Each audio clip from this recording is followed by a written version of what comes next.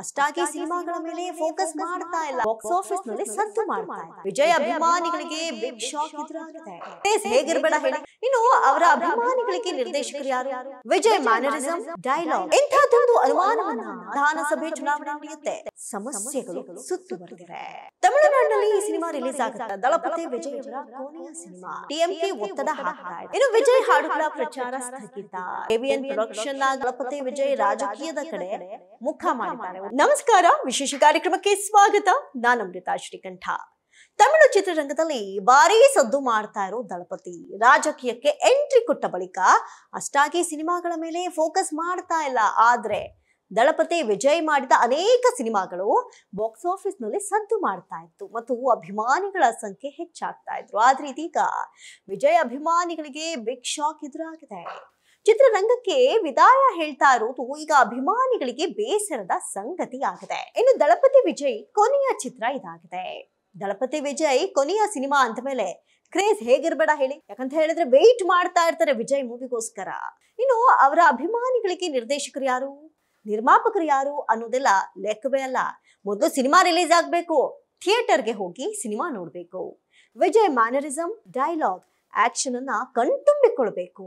ಇವಿಷ್ಟೇ ದಳಪತಿ ವಿಜಯ್ ಅವರ ಅಭಿಮಾನಿಗಳ ಟಾರ್ಗೆಟ್ ಆಗಿತ್ತು. ಅದಕ್ಕೆ ಜನ ನಾಯಕನ್ ಅತಿ ದೊಡ್ಡ ಓಪನಿಂಗ್ ಪಡೆಯುವಂತಹ ಸಿನಿಮಾ ಆಗಬಹುದೆನ್ನುವಂತಹ ಲೆಕ್ಕಾಚಾರ ಈಗಿನಿಂದಲೇ ಹಾಕಲಾಗ್ತಾ ಇದೆ. ವಿಜಯ್ ನಟಿಸ್ತಾ ಇರುವಂತಹ ಕೊನೆಯ ಸಿನಿಮಾ ಜನನಾಯಕನ್ ಇನ್ನೇನು ಕೆಲವೇ ದಿನಗಳಲ್ಲಿ ರಿಲೀಸ್ ಆಗುತ್ತೆ, ಬಾಕ್ಸ್ ಆಫೀಸ್ ದಾಖಲೆಗಳನ್ನೆಲ್ಲ ಉಡೀಸ್ ಮಾಡುತ್ತೆ ಅಂತ ಲೆಕ್ಕ ಹಾಕ್ತಾ ಇರುವಾಗಲೇ ಸಮಸ್ಯೆಗಳು ಸುತ್ತುವರೆದಿವೆ. ತಮಿಳುನಾಡಿನಲ್ಲಿ ಈ ಸಿನಿಮಾ ರಿಲೀಸ್ ಆಗುತ್ತಾ ಇಲ್ವಾ ಎನ್ನುವಂತಹ ಅನುಮಾನ ಶುರುವಾಗಿದೆ, ಲೆಕ್ಕಾಚಾರ ಶುರುವಾಗಿದೆ. ಇಂತಹದೊಂದು ಅನುಮಾನವನ್ನ ತಮಿಳು ಮಾಧ್ಯಮಗಳು ವ್ಯಕ್ತಪಡಿಸಿವೆ. ತಮಿಳುನಾಡು ರಾಜಕೀಯಕ್ಕೆ ಗ್ರ್ಯಾಂಡ್ ಎಂಟ್ರಿಯನ್ನ ಕೊಡ್ತಾ ಇರುವಂತಹ ದಳಪತಿ ವಿಜಯ್ಗೆ ಜನನಾಯಕನ್ ಸಿನಿಮಾ ಅಂದುಕೊಂಡಂತಹ ಸಮಯಕ್ಕೆ ರಿಲೀಸ್ ಆಗ್ಲೇಬೇಕು. ಇದರಲ್ಲಿ ರಾಜಕೀಯ ಲಾಭ ಕೂಡ ಅಡಗಿದೆ. ಮುಂದಿನ ವರ್ಷ ತಮಿಳುನಾಡು ವಿಧಾನಸಭೆ ಚುನಾವಣೆ ನಡೆಯುತ್ತೆ. ಈ ಸಂದರ್ಭದಲ್ಲಿ ವಿಜಯ್ ಪಕ್ಷ ಕಣಕ್ಕೆ ಇಳಿತಾ ಇರೋದ್ರಿಂದ ಈ ಸಿನಿಮಾ ಬೂಸ್ಟರ್ ಆಗಿ ಕೆಲಸ ಮಾಡಲಿದೆ. ಹೀಗಾಗಿ ಜನವರಿ 9ಕ್ಕೆ ರಿಲೀಸ್ ಆಗ್ಬೇಕು. ಆದ್ರೀಗ ತಮಿಳುನಾಡಿನಲ್ಲಿ ಈ ಸಿನಿಮಾ ಖರೀದಿ ಮಾಡೋಕೆ ಯಾರು ಕೂಡ ಮುಂದೆ ಬರ್ತಾ ಇಲ್ಲ ಎನ್ನುವಂತಹ ಸುದ್ದಿಯೊಂದು ಜೋರಾಗಿ ಗಿರಕಿ ಹೊಡಿತಾ ಇದೆ. ಹೀಗಾಗಿ ದಳಪತಿ ಕೊನೆಗೆ ಸಿನಿಮಾ ಖರೀದಿ ಮಾಡೋಕೆ ಯಾಕೆ ಯಾರು ಮುಂದೆ ಬರ್ತಾ ಇಲ್ಲ, ಏನಿದರ ಮರ್ಮ ಅಂತ ನೋಡೋದಾದ್ರೆ ವಿತರಕರು ಖರೀದಿಗೆ ಮುಂದೆ ಬರ್ತಾ ಇಲ್ಲ ಎನ್ನುವಂಥ ಸುದ್ದಿ. ಕನ್ನಡದ ಸಂಸ್ಥೆ ಕೆವಿಎನ್ ಪ್ರೊಡಕ್ಷನ್ಸ್ ದಳಪತಿ ವಿಜಯ್ ಅವರ ಕೊನೆಯ ಸಿನಿಮಾ ಜನನಾಯಕನ್ ನಿರ್ಮಾಣ ಮಾಡಿದೆ.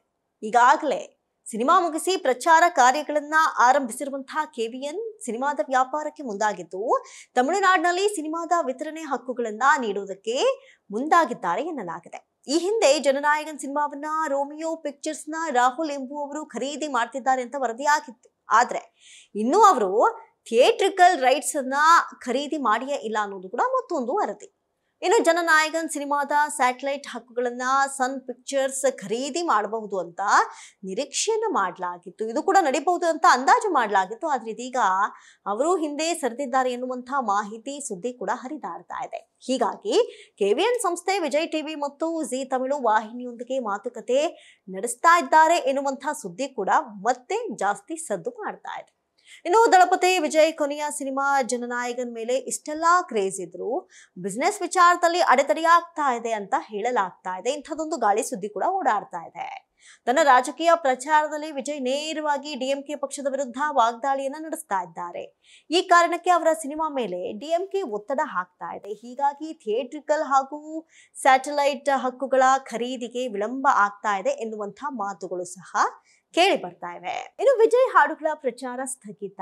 ತಮಿಳುನಾಡಿನ ಜನಪ್ರಿಯ ಮನರಂಜನಾ ವಾಹಿನಿ ಸನ್ ಟಿವಿ, ಸನ್ ನೆಟ್ವರ್ಕ್ ಹಾಗೂ ಕಲೈನರ್ ಟಿವಿಗಳಲ್ಲಿ ವಿಜಯ್ ಹಾಡುಗಳು ಪ್ರಸಾರವಾಗ್ತಾ ಇಲ್ಲ. ಈ ಮೂಲಕ ಜನರ ಮೇಲೆ ವಿಜಯ್ ಪ್ರಭಾವವನ್ನ ಕಡಿಮೆ ಮಾಡೋದಕ್ಕೆ ಡಿಎಂಕೆ ಪಕ್ಷ ಮುಂದಾಗಿದ್ಯಾ ಎನ್ನುವಂತಹ ಲೆಕ್ಕಾಚಾರ, ಆರೋಪ ಕೇಳಿ ಬರ್ತಾ ಇದೆ. ಇದರಿಂದ ಜನನಾಯಕನ್ ವ್ಯಾಪಾರಕ್ಕೆ ಅಡ್ಡಿ ಉಂಟಾಗಿದೆ ಅಂತ ತಮಿಳು ಮಾಧ್ಯಮಗಳು ವರದಿ ಮಾಡಿವೆ. ಅಸಲಿಗೆ ಈ ಬಗ್ಗೆ ದಳಪತಿ ವಿಜಯ್ ಆಗ್ಲಿ, ಕೆವಿಎನ್ ಪ್ರೊಡಕ್ಷನ್ ಆಗ್ಲಿ ಅಧಿಕೃತವಾಗಿ ಎಲ್ಲಿಯೂ ಹೇಳ್ಕೊಂಡಿಲ್ಲ. ಹೀಗೆ ದಳಪತಿ ವಿಜಯ್ ರಾಜಕೀಯದ ಕಡೆ ಮುಖ ಮಾಡಿದ್ದಾರೆ. ಒಟ್ಟಾರೆ ಅವರು ಫುಲ್ ಟೈಮ್ ರಾಜಕಾರಣಿ ಆಗೋದಕ್ಕೆ ತೊಡಗಿದ್ರೆ ಹಲವಾರು ಅಡ್ಡಿ ಆತಂಕಗಳು ಕೂಡ ಅವರಿಗೆ ಎದುರು ಸಿಗ್ತಾ ಇದೆ.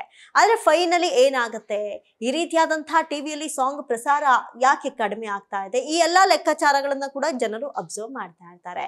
ಒಟ್ಟಾರೆ ಫೈನಲ್ ಆಗಿ ಅವ್ರಿಗೆ ಬರ್ತಾ ಇರುವಂತಹ ಅವರ ಮೂವಿಯನ್ನ ನೋಡೋದಕ್ಕೆ ಜನ ಕಾದು ಕುಳಿತಿದ್ದಾರೆ ಅಂದ್ರೆ ತಪ್ಪಾಗೋದಿಲ್ಲ. ಇದೇ ಕ್ಷಣದ ವಿಶೇಷ ನೋಡ್ತಾ ಇರಿ ಸ್ಪೀಡ್ ಪ್ಲಸ್ ಕರ್ನಾಟಕ, ನಿಮ್ಮಿಂದ ನಿಮಗಾಗಿ ನಿಮ್ಗೋಸ್ಕರ.